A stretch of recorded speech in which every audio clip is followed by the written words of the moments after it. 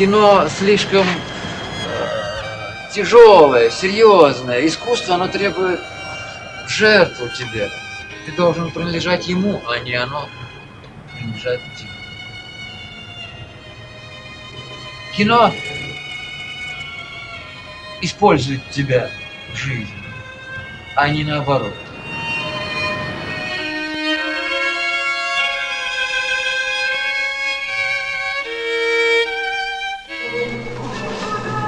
Hamlet. In bed all day.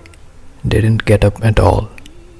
Pain in the lower stomach and the back. And nerves. I can't move my legs. I think it's the old rheumatism stirred up by the chemotherapy.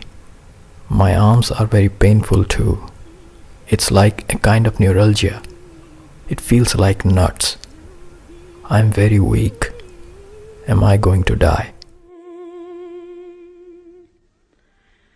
Вы пойдите в зеленый сад, возьмите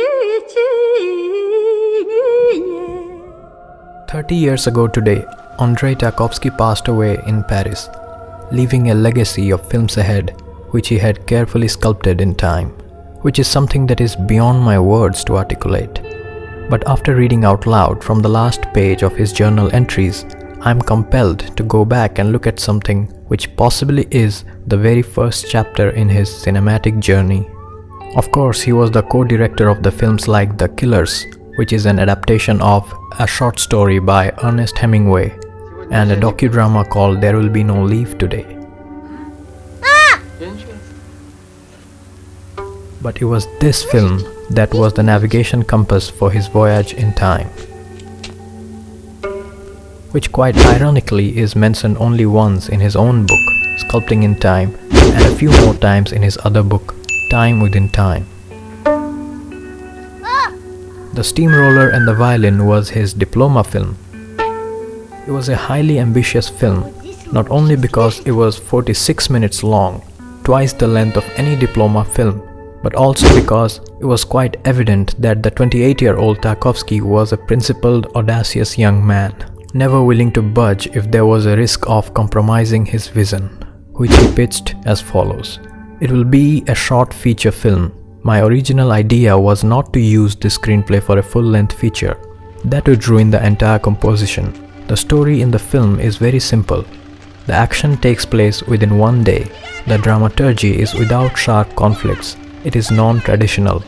Its main characters are a young worker driving a steamroller at a road construction and a young sensitive boy who is learning to play the violin. They become friends. These two people, so different in every respect, complement and need one another. The intent is to make a poetic film. We are basing practically everything on mood, on atmosphere. In my film, there has to be the dramaturgy of image, not of literature. Because I cannot use schematic language, I cannot take a positive hero through a positive external reality and make people fall in love with him instantly. I believe it's not profound, not serious enough. I cannot express anything in a received language. Насколько ты способен интересно рассказать. От этого зависит, в общем-то, все наша профессия.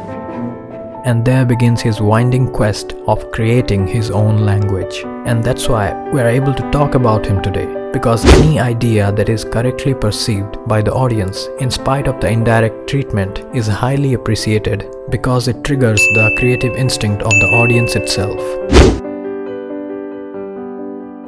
This film conducts a holy matrimony among not only the artist and the audience, but also between art and labor, or as Tarkovsky prefers, the spiritual and the material, and also between surrealism and neorealism.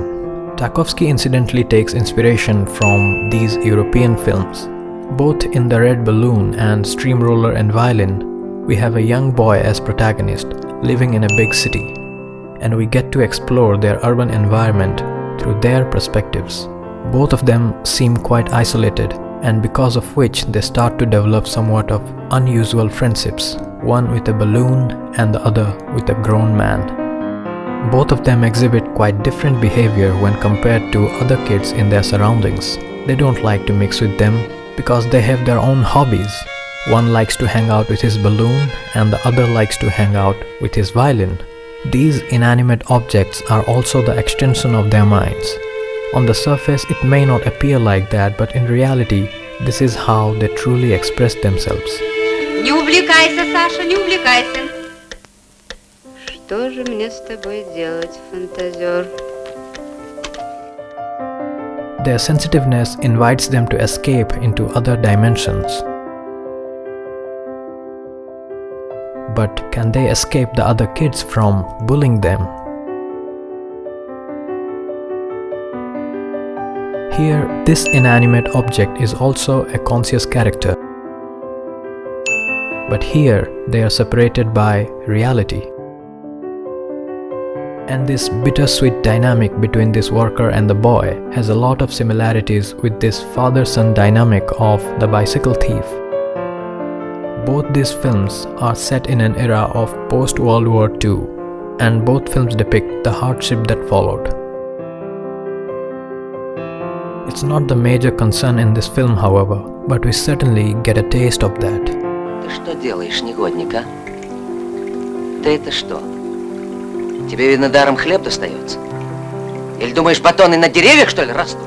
А? However, the major difference between these two films is that The Bicycle Thief is based on a sharp conflict, which is of course the theft of a bicycle. But there are no such conflicts here, because as mentioned earlier, Tarkovsky had rejected the dramaturgy of sharp conflicts from the very beginning, but that did not stop him from creating this scene as homage to this scene. When the central characters in both these films have a conflict among themselves, for a brief moment in time, they get distanced from one another before getting bonded again, which plays out quite similarly in both films. The absence of a father figure in retrospection is replaced by this adult friend. The vacuum that is created by such absence is not an alien feeling for Tarkovsky. In fact, it is mirrored in his own life. His father left home when he was only a kid. Papa. And later in his life, Tarkovsky had to leave his own son as well. That's one of the various reasons why his most ambitious film was simply titled as The Mirror.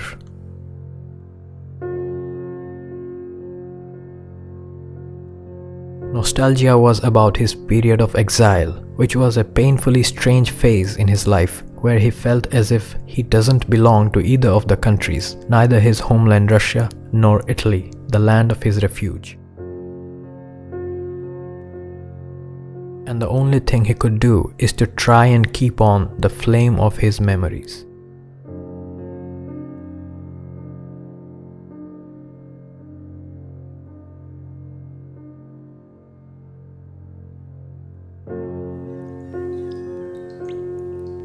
And his final film, The Sacrifice, was a love letter to his son.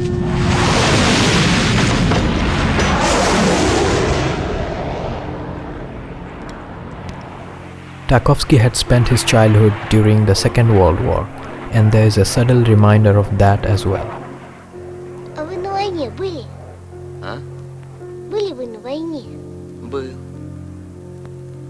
Страшно было. Страшно, наверное, воевать. А мне тогда не больше, чем тебе было. Разве что года на 2, на 3. А я так и знал, что на войне были. Ты, я вижу, все знаешь. The Steamroller and the Violin is not only the only film in Tarkovsky's filmography that is structured around contemporary day-to-day life, but it's also the only film that is shot completely in a man-made world. However, his love for natural elements are not so distant after all.